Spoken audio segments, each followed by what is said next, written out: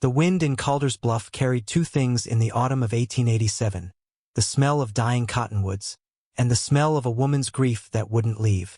Her name was Hannah Doyle, 26 years old. Hands rough from a homestead that had buried two husbands before her 30th birthday felt close enough to touch. And on the morning this story begins, she pulled an apple pie from her cast-iron oven, wrapped it in a clean flour sack towel, and walked the half-mile of cracked Montana dirt that separated her porch from the porch of the only neighbor who hadn't yet looked at her like she was cursed. His name was Elias Thorne, 61, a widower for 9 winters, a man who spoke about as often as the church bell rang in a town that no longer had a preacher.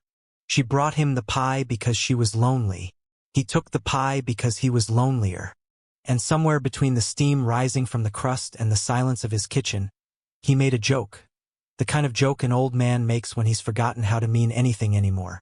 "If I were 20 years younger," he said, eyes on the pie, not on her, "I'd marry you. Before we begin, tell me, where are you watching from tonight? Sending love your way, friend. Pull your blanket a little closer, because this story isn't about a pie. It isn't about a joke. It's about what Hannah Doyle found 3 days later, hidden under the floorboards of that quiet old man's house. And the secret that would unravel everything she thought she knew about the man, the town, and herself. The morning Hannah Doyle baked the pie, the sky over Calder's Bluff was the color of old tin. Not gray exactly. Not blue. Something in between. The color the world turns when it can't quite decide whether to rain or just keep watching you suffer. She'd been awake since 4. That was the hour grief preferred, she'd learned. Grief was a punctual visitor. It knocked before the rooster, sat in her kitchen while she brewed coffee from grounds she'd already used twice, and left only when the sun came up high enough to give her something else to do. Her second husband, Caleb, had been buried 6 months and 11 days. Pneumonia, the doctor had said, riding in from Miles City 2 days too late to be of any use. Her first husband, Thomas, had been dead nearly 4 years before that, kicked in the chest by a horse he'd raised from a foal. Both men had been kind. Both men had been buried on the same patch of earth behind her house, beneath 2 wooden crosses she'd hammered together herself, because there was no one left in Calder's Bluff strong enough or sober enough to do it for her. The town had been dying long before her husbands were. The silver vein up at Hollow Ridge had played out in 83. The railroad had chosen Forsyth instead of them in 85. By the autumn of 87, Calder's Bluff was 23 souls scattered across a valley that had once held 200. The general store opened 3 days a week. The saloon opened whenever old Pete Havers was sober enough to find the key. The church had no preacher, the schoolhouse had no children, and the cemetery had more residents than the town did. Hannah had stayed because she didn't know how to leave. She had a homestead, 3 milk goats, a kitchen garden, and 2 graves. Leaving felt like a third kind of dying. She rolled the pie dough out on the kitchen table that had been her mother's. She peeled the apples. Small, hard, half-wormed, the last of the season, and she sliced them thin the way her grandmother had taught her in Ohio when she was 9 years old and still believed life would be a long, soft thing. When the pie came out of the oven, golden and trembling, she stood over it for a long moment and realized she had baked it for no one. There was no one to bake for. The realization sat in her chest like a swallowed stone. So she wrapped the pie in a flour sack and walked. Elias Thorne's house sat on the eastern rise, half a mile from hers. It was a low, sun-bleached cabin with a porch that sagged on the left side and a tin roof patched in 3 places. He had moved there 9 years ago, the year his wife died of the fever that took half the valley. He kept to himself. He ran 12 head of cattle. He came to town once a month for flour, salt, coffee, and ammunition, and he spoke to no one unless he was spoken to first. Hannah had exchanged perhaps 40 words with him in the 4 years she'd lived next door. A nod at the well, a ma'am at the general store. Once, when her milk goat had wandered into his yard, he'd brought it back tied with a length of his own rope, handed her the rope, tipped his hat, and walked away without a word. She knocked on his door at 10:30 in the morning. The wind was picking up. The cottonwoods behind his cabin made a sound like dry paper tearing. He opened the door slowly. He was tall, but stooped now, the way old men get when their spines remember every winter. His hair was white. His beard was white. His eyes were the pale, washed-out blue of a sky that has seen too much. He looked at her. He looked at the pie. He didn't speak. "I baked too much," she said. It was a lie. She had baked exactly one pie. "I thought you might come in," he said. She had not expected that. She stepped inside. His kitchen smelled of coffee and wood smoke and something underneath. Something old. Something like dust that had settled on grief and never been swept away. The cabin was clean but spare. A single chair. A single plate on the shelf. A rifle above the door, oiled and ready.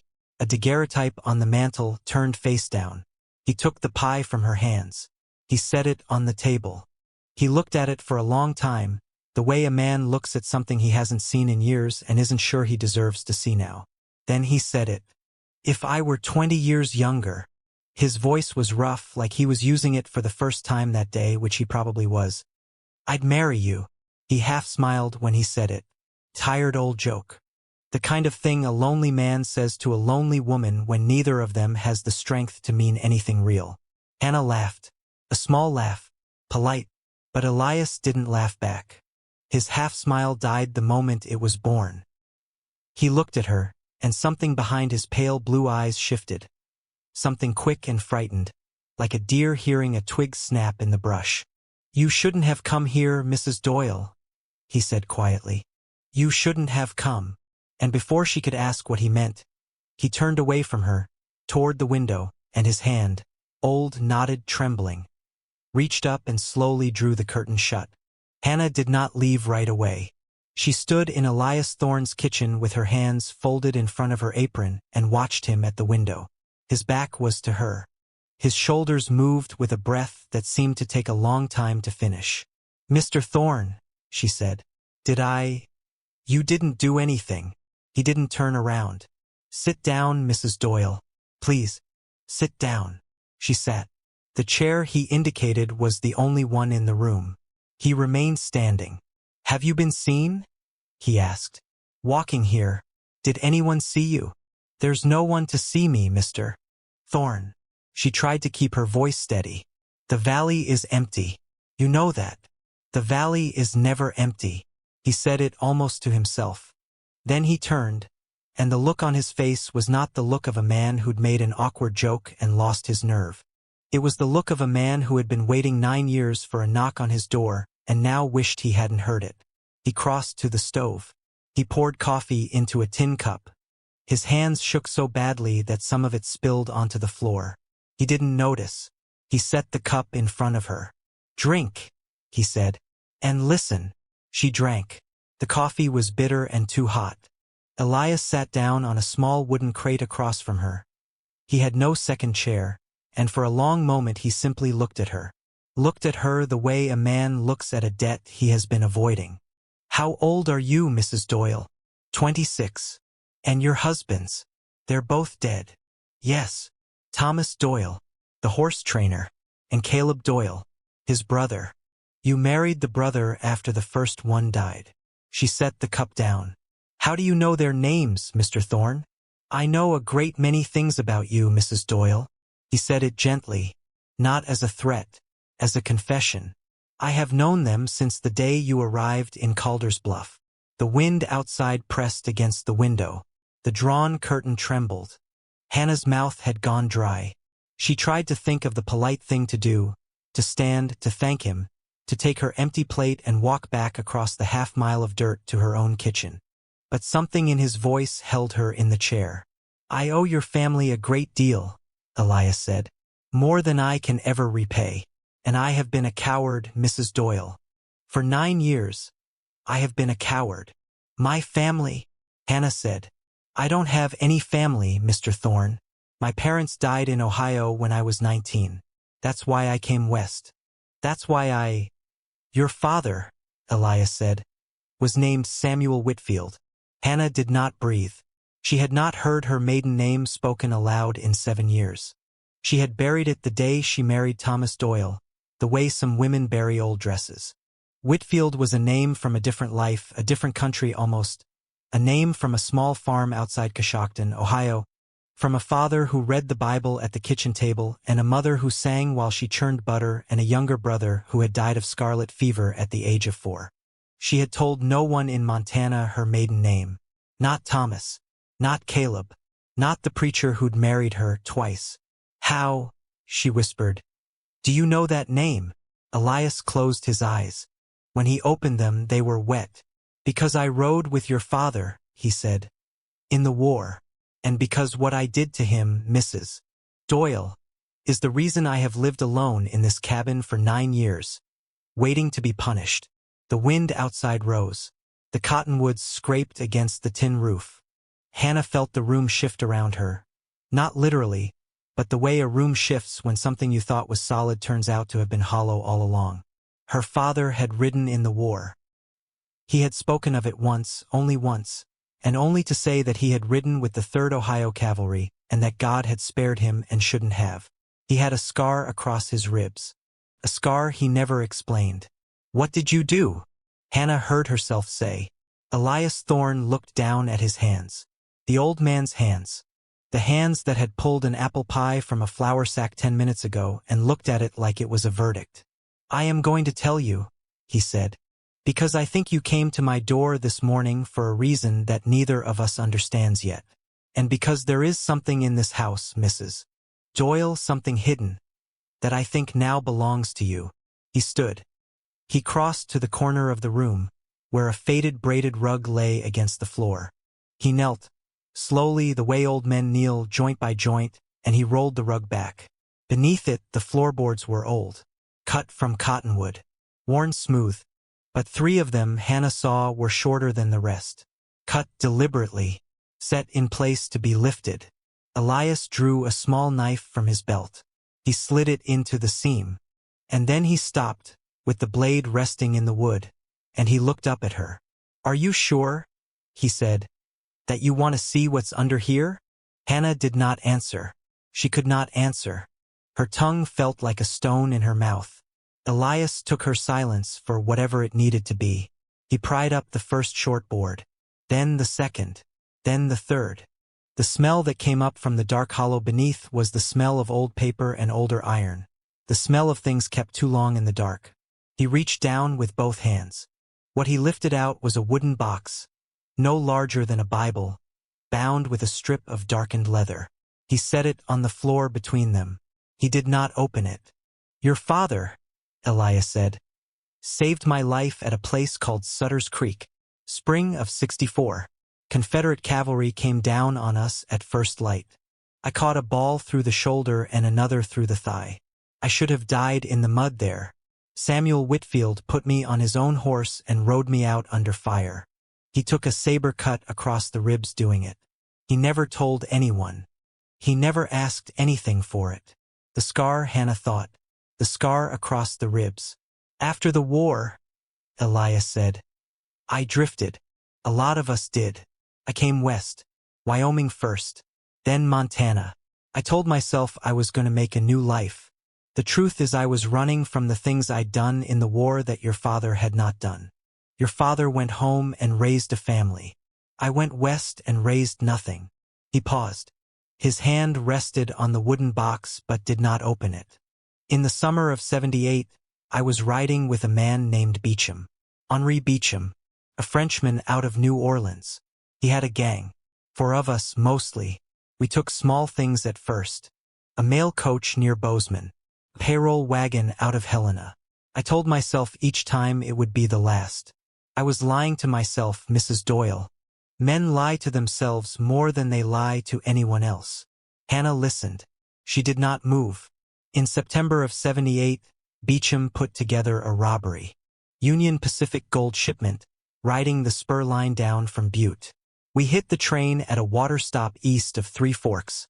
Things went wrong. Things always go wrong when you're a coward dressed up like a brave man. There was a guard on that train we had not expected. A young man, 22, 23 years old. He had a wife. He had a child on the way. We knew none of this at the time. We learned it later from the newspaper. Elias's voice grew quieter. Hannah had to lean forward to hear him.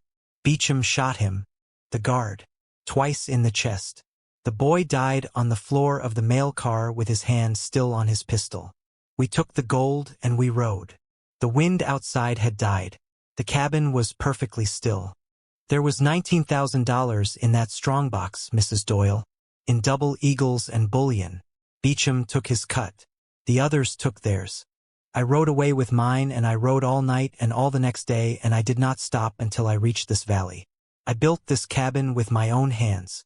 I buried the money under this floor, and I have not touched a coin of it. Not once. Not in 9 years. He finally looked up at her. His pale blue eyes were dry now. Empty. I waited, he said. I waited for the law to come. I waited for Beecham to come, when he learned I had not spent my share. I waited for God to come. None of them came. And I grew old, Mrs. Doyle, sitting in this cabin, owing your father a debt I could never pay, and owing that boy on the mail car a debt I could never pay either, and not knowing which one weighed more. Hannah stared at the box. The leather strap. The dark stain on the wood that might have been blood or might have been age or might have been both. And then, Elias said, 4 years ago, a young woman moved into the homestead next to mine, married to a man named Doyle. And in the spring of that first year I saw her at the well, and I asked her name, and she told me Hannah Doyle. And one Sunday in town, she signed the general store ledger. And when Havers turned the page, I saw her hand write the words Hannah Whitfield Doyle. And I knew. He drew a long breath. I knew that Samuel Whitfield's daughter had come to live half a mile from my door. I knew that the man who saved my life had a child who was burying husbands one after another in the field behind her house. And I did nothing. For 4 years I did nothing. Because I am a coward, Mrs. Doyle. I told you that already. Hannah felt tears on her face and did not remember when they had started. Why? She said. Are you telling me now? Elias looked at her for a long moment. Because you brought me a pie, he said, and his voice cracked just once on the word pie. Because in 9 years, no one has knocked on my door and brought me a kindness. And because 3 days ago, in town, I saw a man at the saloon I had not seen since the autumn of 1878. A man with a scar through his left eyebrow and a French accent he never quite hid. The room went cold. Beecham is in Calder's Bluff, Elias said. He is looking for me. And when he finds me, Mrs. Doyle, he will find you too. Because anyone who has been in my cabin will be a danger to him. He cannot leave a witness. He never could. He pushed the box across the floor toward her. The money is yours now, he said. It should have been your father's. It should have been yours from the day you came to this valley. Take it. Ride south. Don't stop until you've crossed the Wyoming line. Hannah looked at the box. She looked at the old man on the floor. What about you? She said. Elias Thorne smiled. The first real smile she had ever seen on his face. It was the saddest thing she had ever seen. I have been waiting 9 years, Mrs. Doyle, he said. To be punished. Hannah did not take the box. She stood up. She wiped her face with the corner of her apron. She walked to the window, drew the curtain back 2 fingers' width, and looked out at the long, empty road that led to her house and beyond it, down the valley, to the smudge on the horizon that was Calder's Bluff. The road was empty. The road was always empty. But somewhere in that smudge of buildings, a Frenchman with a scar through his eyebrow was sitting at the saloon, drinking, waiting, remembering. Tell me about him, she said. Beecham. Mrs. Doyle. Tell me about him, Mr. Thorne. Elias was quiet for a moment. Then he rose with effort and joined her at the window. He is a small man, he said. Smaller than you'd expect. Wiry. He moves like a man who has practiced being still. He killed his first man at 16, in a card game in Natchez. He has killed many since. He laughs when he kills Mrs. Doyle. Not loud. Just a small laugh. Like a joke only he understands. How did he find you? I don't know. Maybe a name in a ledger. Maybe a face seen at the general store and remembered. Maybe nothing. Maybe he has been looking for 9 years and has only just now wandered into the right valley. He's alone. I saw only him. But Beecham travels with others. He always did. There will be one or two more. Somewhere. Hannah let the curtain fall. She turned to look at Elias Thorne. He was watching her with an expression she could not read.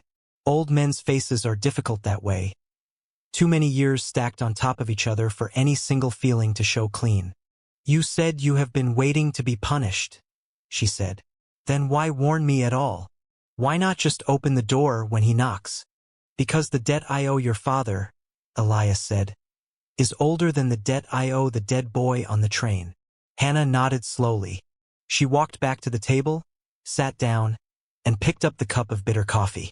She drank the rest of it in one swallow. It steadied her in a way she had not expected. Mr. Thorne, she said, I'm not going to take that box and ride south. Mrs. Doyle, I am not running, Mr. Thorne. I have run before. I ran from Ohio when my parents died. I ran from grief when Thomas died.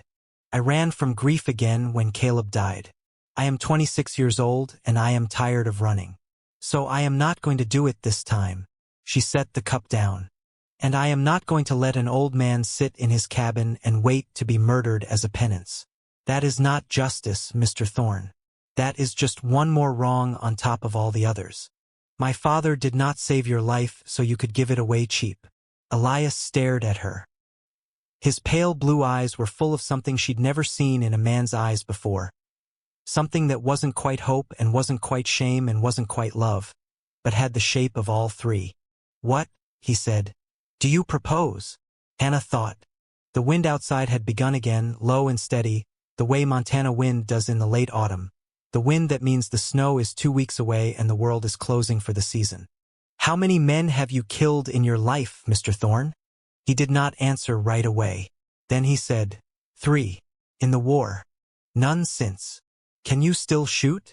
I can still shoot. My husband Caleb left a rifle, a Winchester, and a Colt pistol. I have ammunition for both. I have a root cellar with 2 doors. I have a barn with a hayloft that looks down on the road. I have 3 milk goats and a wagon and a horse named Ruby that does not spook easy. She drew a long breath. And I have, she said, 26 years of running, Mr. Thorne, sitting in my chest like a stone. I would like to put it down. Elias Thorne looked at her for a very long time. Then he did something Hannah had not seen him do in the 4 years she had been his neighbor. He laughed. A short, low, surprised laugh. The laugh of a man who has not used the muscle in years and discovers it still works. Mrs. Doyle, he said, you are your father's daughter. I know, she said. I just didn't know it until today. They made their plans slowly, at the small kitchen table, as the afternoon light moved across the floor. Elias would not stay in his cabin. The cabin was where Beecham expected to find him. Instead, that night, after dark, Elias would ride the back trail through the cottonwoods to Hannah's homestead. He would bring the rifle from above his door. He would bring the box from under the floor, not because they wanted the gold, but because if Beecham found the cabin empty and the floorboards pried up and the gold missing, he would tear the valley apart looking for it, and that would buy them time. Hannah would prepare her house, the hayloft, the root cellar, the 2 doors, Caleb's Winchester, the Colt. She would feed the goats and lock the barn and set a lamp burning in the front window so that anyone watching from the road would think she was home alone. Baking, mending, grieving, doing all the small, harmless things a young widow does in a dying valley. And when Beecham came, because he would come, sooner or later, following the trail of an old man's footprints across the half-mile of dirt, they would be ready. It might not be tonight, Elias said. It might be tomorrow. It might be 3 days. He'll come, Hannah said. I can feel it. Can't you? Elias looked toward the window. Yes, he said quietly. I can feel it. She left his cabin an hour before dusk. She walked the half-mile of cracked dirt back to her own porch. She did not look back. When she reached her kitchen, the pie plate Elias had returned to her was still warm against her ribs, wrapped in the flour sack. She set it on her own table. She lit her lamp. She put it in the front window. And then she went to the trunk at the foot of her bed, and she lifted out her dead husband's rifle. That night, the wind off the valley made the tin roof rattle like coins in a tin cup. Hannah Doyle sat at her kitchen window with a Winchester across her lap and waited for an old man and an older sin to come to her door. The lamp in the window burned steady. The road outside stayed empty. Until, just after midnight, it didn't. The first thing Hannah saw was not a man. It was a horse. A bay mare, riderless, walking slowly up the road from the direction of town. Reins trailing. Saddle empty. She knew the mare. It belonged to old Pete Havers at the saloon. She did not move from the window. She watched the mare walk past her gate, past her porch, past her barn, and continue up the road toward Elias Thorne's cabin. The mare did not stop. The mare had been pointed in this direction and slapped on the rump and sent. A signal, Hannah thought, or a distraction. She rose from the chair. She picked up the Winchester. She blew out the lamp in the window. The kitchen went dark. She moved to the back door, the door that opened toward the cottonwoods. The door Elias had used 2 hours ago when he'd come in carrying the wooden box and an old Sharps rifle and a face like a man who had finally stopped being tired. He was crouched now in her root cellar, the second door braced behind him with a length of cottonwood. The wooden box was buried under 3 feet of last year's potatoes. The Sharps was in his hands. She tapped twice on the cellar door. He tapped back once. She moved through the dark kitchen to the side window. The window that faced south, toward the saloon, toward the smudge on the horizon. The road was no longer empty. 2 men on foot, moving slowly, keeping to the shadow of the fence line. One small and wiry, moving the way Elias had described, like a man who had practiced being still. The other taller, broader, carrying a shotgun. Beecham and one of his. Hannah felt her heart slow, not speed. She had wondered, in the quiet hours waiting, whether fear would make her shake. It did not. What she felt instead was something cold and patient. A feeling she recognized, after a moment, as the feeling she'd had standing over Caleb's grave with the shovel still in her hands and no one to help her fill it in. It was the feeling of being done with being a victim. She moved to the front door. She did not open it. She crouched beside it, the Winchester across her knees, and she waited. The 2 men reached her gate. They stopped. She heard the wiry one speak. Soft, French, the words too low to catch. The taller one answered in English. Lamps out. She's sleepin'. Or she's run. She ain't run. Horse is still in the barn. Check the barn. The taller one peeled off toward the barn. The wiry one, Beecham, stood at the gate, looking at the dark cabin. He stood there for what felt like a year. Hannah could feel him thinking. She could feel him deciding. Then he came through the gate. He walked up the path slowly. He did not draw his pistol. He walked the way a man walks toward a door he expects to open easily. He stepped onto the porch. The boards creaked under his weight. He raised his hand to knock. Hannah opened the door before his knuckles touched it. She stood in the doorway with the Winchester leveled at his chest from 3 feet away. He was, as Elias had said, a small man, wiry. The scar through his left eyebrow was a pale crescent in the moonlight. His eyes were dark and very calm. He looked at the rifle. He looked at her. He smiled. "Madam," he said softly, "you have made a mistake." "No, sir," Hannah said. "I don't believe I have." From the barn, a shotgun fired. Hannah did not flinch. The shot had not come from her barn. It had come from inside her barn. From the hayloft. From the Sharps. There was a soft thump. The sound of a heavy man falling onto packed dirt. Beauchamp's smile did not move. But something behind his eyes shifted. The same quick, frightened shift Hannah had seen in Elias Thorne's eyes 12 hours earlier. "Elias," Beecham said. "He's waiting for you," Hannah said. "He's been waiting 9 years." Beauchamp's hand began to move toward his coat. Hannah shot him. She had not known until she pulled the trigger whether she could. She did not know, in the moment, whether she had aimed for his chest or his shoulder or simply somewhere in the dark shape of him. The Winchester kicked against her shoulder. The muzzle flash lit the porch white. Beecham staggered backward off the porch. He went to one knee in the dirt. His pistol was halfway out of his coat.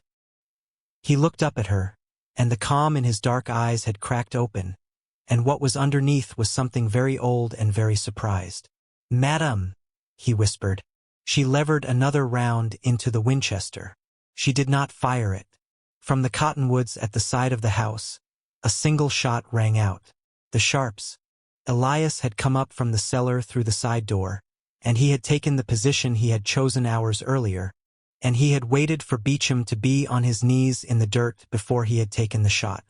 Beecham fell forward. He did not move again. The valley was perfectly silent. The wind had stopped. Even the cottonwoods had stopped.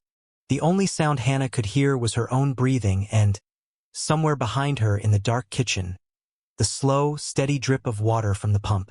Elias walked out of the cottonwoods. The Sharps was lowered. His pale blue eyes were wet again. He stopped at the edge of the porch. He looked down at the body of Henri Beecham. Then he looked up at Hannah. "Mrs. Doyle," he said. "Mr. Thorne. I owe you," he said, "more than I owed your father." Hannah lowered the Winchester. Her hands were shaking now. The cold patient feeling had broken, and what was underneath was something raw and young and frightened. She sat down hard on the porch step. Elias sat down beside her. Slowly, joint by joint, he set the Sharps across his knees. Neither of them spoke. After a long while, somewhere far down the valley, a coyote called. Another answered. "There was a third one," Hannah said. "In the barn." "Yes." "Is he?" "Yes." She nodded. The night went on. They did not move from the porch. The bodies stayed where they had fallen, one in the barn, one in the yard. The riderless mare from the saloon stood at the edge of the road, watching them with the dark, indifferent eyes of an animal that had seen many things and understood none of them. Toward dawn, Elias said, very quietly, "What do we do now?" Hannah looked out at the smudge on the horizon. The smudge that was Calder's Bluff. 23 souls. A general store that opened 3 days a week. A church with no preacher. A cemetery that held more residents than the town did. "We go into town," she said. "We tell the truth." Elias looked at her. All of it, Mr. Thorne." He was quiet for a moment. "They will hang me," he said. "For the boy on the train." "Maybe. Probably. Yes." She did not look at him. She looked at the horizon. "Probably." He nodded slowly. "All right," he said. "All right, Mrs. Doyle. We tell the truth." They rode into Calder's Bluff at first light. Hannah on her wagon, the bodies of Henri Beecham and the tall man wrapped in canvas in the back. Elias on his own horse, the wooden box tied behind his saddle, the Sharps slung across his shoulder. Neither of them spoke during the ride. There was nothing left to say that the morning would not say for them. The town woke slowly. Old Pete Havers stepped out of the saloon in his suspenders and stared. Mrs. Henley at the general store opened her shutters and crossed herself. A child Hannah had not known still lived in the valley, peeked out from behind a water trough and disappeared again. Sheriff Wade Coulter was the law in Calder's Bluff, though there had been so little law required in recent years that he mostly farmed. He came out of his small house on the south end of town buttoning his shirt, his star pinned crooked over his heart. He was 60 years old and tired and decent. He looked at the wagon. He looked at the canvas. He looked at Elias Thorne, whom he had perhaps spoken 3 sentences to in 9 years. "Elias," he said. "Wade," Elias said. "You want to tell me what happened?" "Yes," Elias said. "I do." They went into the sheriff's small office. Hannah went with them because she would not be sent away. She sat on a wooden bench against the wall, with her hands folded in her lap, and she listened. Elias Thorne told the truth. He told about Sutter's Creek and Samuel Whitfield's horse and the saber cut across the ribs. He told about drifting after the war. He told about Henri Beecham and the Gang of 4. He told about the small jobs and the bigger jobs. He told about the gold shipment east of Three Forks in September of '78. He told, in a voice that did not break but went very quiet, about the young guard with a wife and a child on the way, and about Beauchamp's 2 shots, and about the boy dying with his hand still on his pistol. He told about the $19,000.